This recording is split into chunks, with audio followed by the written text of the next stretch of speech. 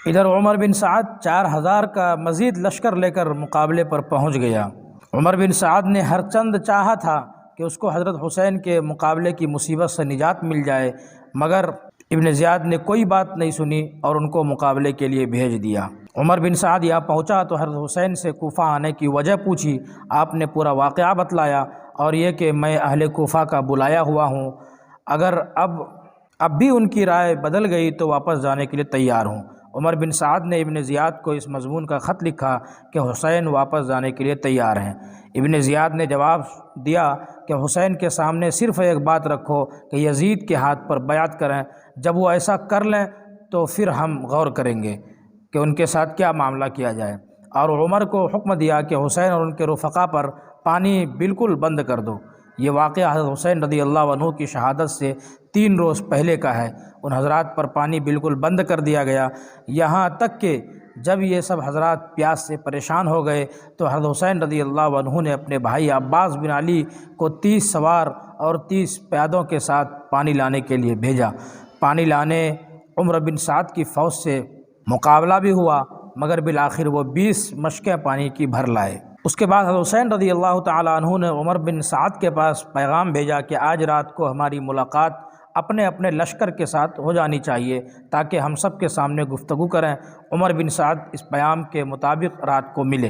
حضرت حسین رضی اللہ تعالیٰ عنہ نے فرمایا کہ ہمارے بارے میں آپ 3 صورتوں میں سے کوئی ایک اختیار کریں۔ نمبر 1، میں جہاں سے آیا ہوں وہیں واپس چلا جاؤں۔ نمبر 2، یا میں یزید کے پاس پہنچ جاؤں اور خود یزید سے اپنا معاملہ طے کروں۔ نمبر 3، یا مجھے مسلمانوں کی کسی سرحد میں پہنچا دیں، جو حال وہاں کے عام لوگوں کا ہوگا میں اسی میں بسر کر لوں گا۔ بعض لوگوں نے آخری 2 صورتوں کا انکار کیا، یعنی یہ آخری 2 صورتیں حضرت حسین نے پیش نہیں فرمائی تھی۔ بہرحال عمر بن سعد نے حضرت حسین کی تقریر سن کر پھر ابن زیاد کو خط لکھا کہ اللہ تعالیٰ نے جنگ کی آگ بجھا دی اور مسلمانوں کا کلمہ متفق کر دیا۔ مجھے حسین نے 3 صورتوں کا اختیار دیا ہے اور ظاہر ہے کہ ان میں آپ کا مقصد پورا ہو جاتا ہے اور امت کی اس میں صلاح و فلاح بھی ہے۔ ابن زیاد بھی عمر بن سعد کے اس خط سے متاثر ہوا اور کہا کہ یہ خط ایک ایسے شخص کا ہے جو امیر کی اطاعت بھی چاہتا ہے اور اپنی قوم کی عافیت کا بھی خواہش مند ہے، ہم نے اس کو قبول کر لیا۔ شمر ذیلجوشن نے کہا کہ کیا آپ حسین کو مہلت دینا چاہتے ہیں کہ قوت حاصل کر کے پھر تمہارے مقابلے پر آ جائے؟ وہ اگر آج تمہارے ہاتھ سے نکل گئے تو پھر کبھی تم ان پر قابو نہ پا سکو گے۔ مجھے اس عمر میں جو تجربہ ہے، میں تجربے سے بتانا چاہ رہا ہوں کہ مجھے اس میں عمر بن سعد کی سازش معلوم ہوتی ہے، کیونکہ میں نے سنا ہے کہ وہ راتوں کو آپس میں باتیں کرتے ہیں۔ ہاں، آپ حسین کو اس پر مجبور کریں کہ وہ آپ کے پاس آ جائیں، پھر آپ چاہے سزا دیں چاہے معاف کر دیں۔ ابن زیاد نے شمر کی رائے قبول کر کے عمر بن سعد کو اسی مضمون کا خط اور خود شمر ذیلجوشن ہی کے ہاتھ عمر بن سعد کے پاس بھیجا اور یہ ہدایت کر دی کہ اگر عمر بن سعد اس حکم کی تکمیل فوراً نہ کرے تو اس کو قتل کر دیا جائے اور اس کی جگہ تم خود لشکر کے امیر ہو جاؤ۔ شمر یہ خط لے کر جب عمر بن سعد کے پاس پہنچا تو وہ فوراً سمجھ گئے کہ شمر کے مشورے سے ہی یہ صورت عمل میں آئی ہے، ورنہ ابن زیاد تو مان گئے تھے اور قبول کر لیے تھے۔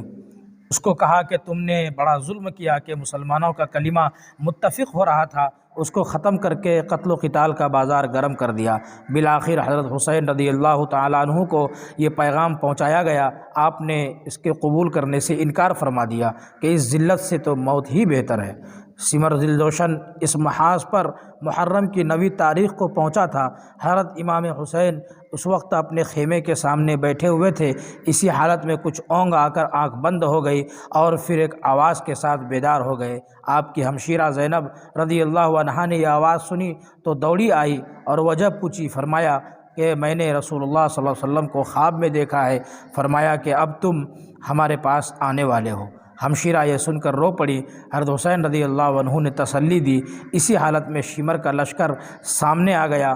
آپ کے بھائی عباس رضی اللہ عنہ آگے بڑھے اور حریف مقابل سے گفتگو ہوئی۔ اس نے بلا مہلت قتال کا اعلان سنایا۔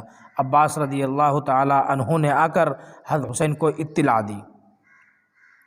تو حسین رضی اللہ تعالی عنہ نے فرمایا کہ ان سے کہو کہ آج کی رات قتال ملتوی کر دو تاکہ میں آج کی رات میں وصیت اور نماز و دعا اور استغفار کر سکوں۔ شمر اور عمر بن سعد نے لوگوں سے مشورہ کرنے کے بعد مہلت دے دی اور واپس ہو گئے۔ اس کے بعد حسین رضی اللہ تعالی عنہ نے اہل بیت کے سامنے تقریر کی اور بہت ساری وصیتیں بھی کی جو کتب میں تاریخ کی کتابوں میں اور ان کتابوں میں جن میں حسین کی شہادت یا کربلا کا تذکرہ ہے ان میں تفصیل کے ساتھ درج ہے۔ وصیت وغیرہ سے فارغ ہو کر اپنے اصحاب کو جمع کر کے تمام شب تہجد و دعا و استغفار میں مشغول رہے۔ یہ عاشوراء کی رات تھی، یعنی محرم کی 9 تاریخ کا جو دن ہے وہ دن گزار کر کے جو رات آتی ہے وہ تاریخ تھی۔ صبح 10 محرم ہے، عاشوراء ہے، اور ایک روایت کے مطابق جمعہ کا دن ہے، ایک روایت کے مطابق شنبہ یعنی سنیچر کا دن ہے۔ بہرحال 10 تاریخ یعنی یوم عاشوراء کی صبح کی نماز سے فارغ ہوتے ہی عمر بن سعد لشکر لے کر سامنے آ گیا۔ حضرت حسین رضی اللہ تعالی عنہ کے ساتھ اس وقت کل 72 اصحاب تھے، 33 سوار اور 40 پیادہ۔ آپ نے بھی مقابلہ کے لیے اپنے اصحاب کی سب بندی فرمائی۔ عمر بن سعد نے اپنے لشکر کو 4 حصوں پر تقسیم کر کے ہر ایک کے حصے کا ایک امیر بنایا۔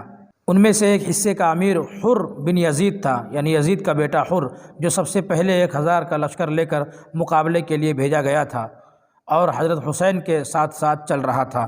اس کے دل میں اہل بیت اطہار کی محبت کا جذبہ بیدار ہو چکا تھا۔ اس وقت اپنی سابقہ کارروائی پر نادم ہو کر حضرت حسین کے قریب ہوتے ہوتے یکبارگی گھوڑا دوڑا کر حضرت حسین کے لشکر میں آ ملے اور عرض کیا کہ میری ابتدائی غفلت اور آپ کو واپسی کے لیے راستہ نہ دینے کا نتیجہ اس صورت میں ظاہر ہوا جو ہم دیکھ رہے ہیں۔ واللہ مجھے یہ اندازہ تھا کہ یہ لوگ آپ کے خلاف اس حد تک پہنچ جائیں گے، واللہ مجھے اندازہ ہرگز نہیں تھا کہ آپ کے خلاف اس حد تک پہنچ جائیں گے اور آپ کی کوئی بات نہ مانیں گے۔ اگر میں یہ جانتا تو ہرگز آپ کو نہ روکتا۔ میں اب تائب ہو کر آیا ہوں، اس لیے اب میری سزا تو یہی ہے کہ میں توبہ کروں۔ اور میں اس کے بعد حر بن یزید نے توبہ کی اور پھر کہا کہ میں آپ کے ساتھ قتال کرتا ہوا اپنی جان دے دوں، بس یہی میری سزا اور یہی میری توبہ ہے۔ اور ہوا بھی ایسا ہی کہ وہ حضرت حسین کے لشکر سے لڑتے ہوئے انہوں نے اپنی جان دے دی۔ پھر حضرت حسین رضی اللہ تعالی عنہ نے درد انگیز اور نہایت فصیح و بلیغ اور بے نظیر خطبہ دیا جو تاریخ کی کتابوں میں درج ہے۔ اس دوران قیس بن اشعث اور زہیر وغیرہ سے گفتگو بھی ہوئی۔ زہیر نے بھی لوگوں سے کہا کہ ظالموں اب بھی ہوش میں آؤ، یہ فاطمہ کا بیٹا سمیہ کے بیٹے ابن زیاد سے زیادہ محبت و اکرام کا مستحق ہے۔ اگر تم ان کی امداد نہیں کرتے تو ان کو اور ان کے تضاد بھائی یزید کو چھوڑ دو کہ وہ آپس میں نبٹ لیں، بخدا یزید بن معاویہ تم سے اس پر ناراض نہیں ہوگا۔ جب گفتگو طویل ہونے لگی تو شمر نے پہلا تیر ان پر چلا دیا۔ اس کے بعد حر بن یزید جو اب تائب ہو کر حضرت حسین کے لشکر میں شامل ہو گئے تھے آگے بڑھے اور لوگوں کو خطاب کیا۔ یزید کا بیٹا حر پر تقریر کا اثر ہوا، وہ حضرت حسین کی فوج میں شامل ہو گئے، لیکن ان ظالموں اور بدبختوں کو ہدایت نہیں ملی۔ بہرحال حر بن یزید نے کیا خطبہ دیا؟ کہا اے اہل کوفہ تم ہلاک و برباد ہو جاؤ، کیا تم نے ان کو اس لیے بلایا تھا کہ وہ آ جائیں اور تم ان کو قتل کرو؟ تم نے کہا تھا کہ ہم اپنی جان و مال آپ پر قربان کریں گے، اور اب تم ہی ان کے قتل کے در پہ ہو۔ ان کو اس کی بھی اجازت نہیں دیتے کہ خدا کی طویل و عریض زمین میں کہیں چلے جائیں جہاں ان کو اور اہل بیت کو امن ملے۔ ان کو تم نے قیدیوں کی مثل بنا دیا ہے اور دریائے فرات کا جاری پانی ان پر بند کر دیا ہے، جس کو یہودی، نصرانی، مجوسی سب پیتے ہیں اور جس میں اس علاقے کے خنزیر لوٹتے ہیں۔ حسین رضی اللہ عنہ اور ان کے اہل بیت پیاس سے بے ہوش ہو رہے ہیں۔ تم نے محمد صلی اللہ علیہ وسلم کے بعد ان سے ان کی اولاد کے بارے میں نہایت شرمناک سلوک کیا۔ اللہ تعالیٰ قیامت کے روز تم کو پیاسا رکھے اگر توبہ نہ کرو اور اپنی حرکت سے باز نہ آؤ۔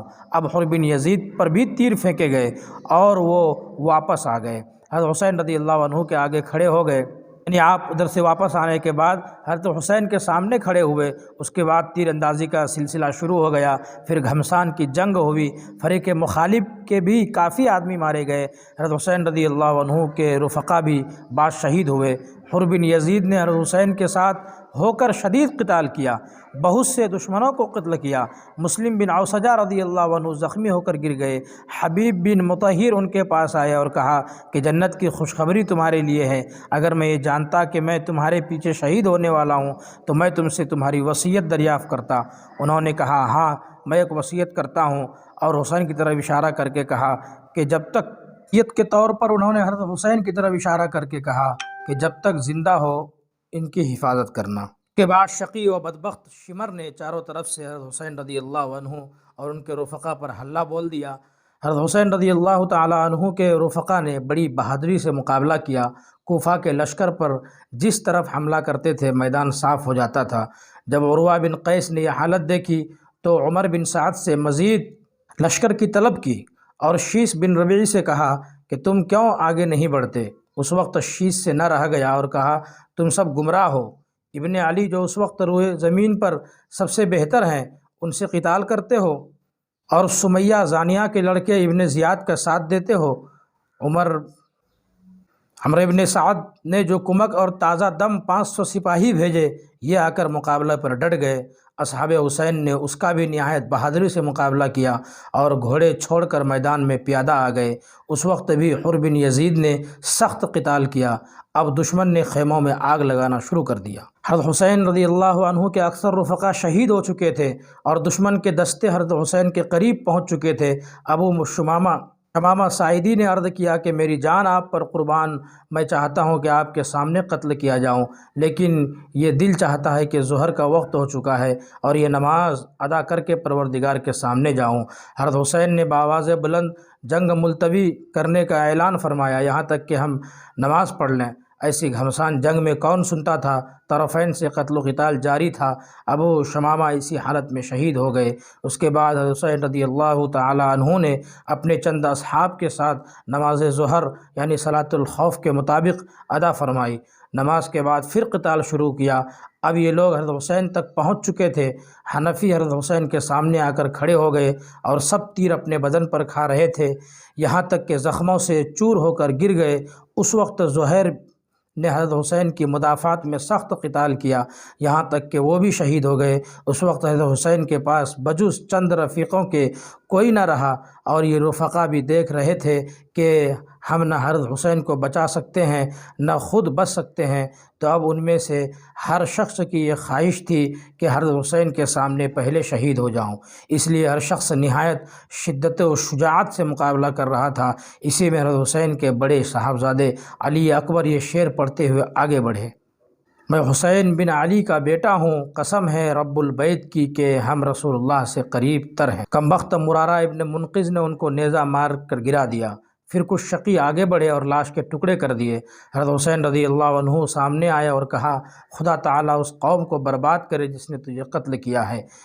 عمر بن سعد نے قاسم بن حسن رضی اللہ عنہ کے سر پر تلوار ماری، وہ گر گئے اور ان کے منہ سے نکلا یا عماں، تو حضرت حسین نے دوڑ کر ان کو سنبھالا اور عمر پر تلوار سے حملہ کیا، کوہنی سے اس کا ہاتھ کٹ گیا۔ حضرت حسین اپنے بھتیجے قاسم کی لاش کو اپنے کاندھے پر اٹھا کر لائے اور اپنے بیٹے اور دوسرے اہل بیت کے برابر لٹا دیا۔ اب حضرت حسین رضی اللہ تعالیٰ عنہ تقریباً تنہا بے یار و مددگار رہ گئے، لیکن ان کی طرف بڑھنے کی کسی کو ہمت نہیں ہوئی۔ اسی طرح بہت دیر تک یہی کیفیت رہی کہ جو شخص آپ کی طرف بڑھتا اسی طرح لوٹ جاتا، اور حضرت حسین کے قتل اور اس کے گناہ کو اپنے سر لینا نہ چاہتا تھا۔ یہاں تک کہ قبیلہ کندہ کا ایک شقی القلب مالک بن نصیر آگے بڑھا اور امام حسین کے سر پر تلوار سے حملہ کیا۔ آپ شدید زخمی ہو گئے، اپنے چھوٹے صاحبزادے عبداللہ کو بلایا اور اپنی گود میں بٹھا لیا۔ بنی اسد کے ایک بدنصیب نے ان کو بھی تیر مار کر ہلاک کر دیا۔ حضرت حسین رضی اللہ عنہ نے اس معصوم بچے کا خون لے کر زمین پر بکھیر دیا اور دعا کی یا اللہ تو ہی ان ظالموں سے ہمارا انتقام لے۔ اس وقت حضرت حسین کی پیاس حد کو پہنچ چکی تھی۔ آپ پانی پینے کے لیے دریائے فرات کے قریب تشریف لے گئے۔ ظالم حسین بن نمیر نے آپ کے منہ پر نشانہ کر کے تیر پھینکا جو آپ کو لگا اور دہن مبارک سے خون جاری ہو گیا۔ اس کے بعد شمر 10 آدمی ساتھ لے کر حسین کی طرف بڑھا۔ حضرت حسین شدید پیاس اور اتنے زخموں کے باوجود ان کا دل رانہ مقابلہ کر رہے تھے اور جس طرف حضرت حسین بڑھتے یہ بھاگتے نظر آتے تھے۔ اہل تاریخ نے کہا ہے کہ یہ ایک بے نظیر واقعہ ہے۔ جس شخص کی اولاد اور اہل بیت قتل کر دیے گئے ہیں اس کو خود شدید زخم لگے ہوئے ہوں اور وہ پانی کے ایک ایک قطرے سے محروم ہو، اور وہ اس قوت اور ثبات قدمی سے مقابلہ کر رہا ہے کہ جس طرف رخ کرتا ہے مسلح سپاہی بھیڑ بکریوں کی طرح بھاگنے لگتے ہیں۔ شمر نے جب یہ دیکھا کہ حضرت حسین کے قتل کرنے سے ہر شخص بچنا چاہتا ہے تو آواز دی کہ سب یکبارگی حملہ کرو۔ اس پر بہت سے بد نصیب آگے بڑھے، نیزوں اور تلواروں سے یکبارگی حملہ کیا، اور یہ ابن رسول صلی اللہ علیہ وسلم ظالموں کا دلیرانہ مقابلہ کرتے ہوئے شہید ہو گئے۔ انا للہ و انا الیہ راجعون۔ شمر نے خولہ بن یزید سے کہا کہ ان کا سر کاٹ لو، اور وہ آگے بڑھا مگر ہاتھ کانپ گئے۔ پھر شقی بدبخت سنان بن انس نے یہ کام انجام دیا۔ آپ کی لاش کو دیکھا تو 33 زخم نیزوں کے اور 34 زخم تلواروں کے آپ کے بدن پر تھے، تیروں کے زخم ان کے علاوہ تھے۔ ابن زیاد شقی کا حکم تھا کہ قتل کے بعد لاش کو گھوڑوں کے ٹاپوں میں روندا جائے۔ عمرو بن سعد نے چند سوار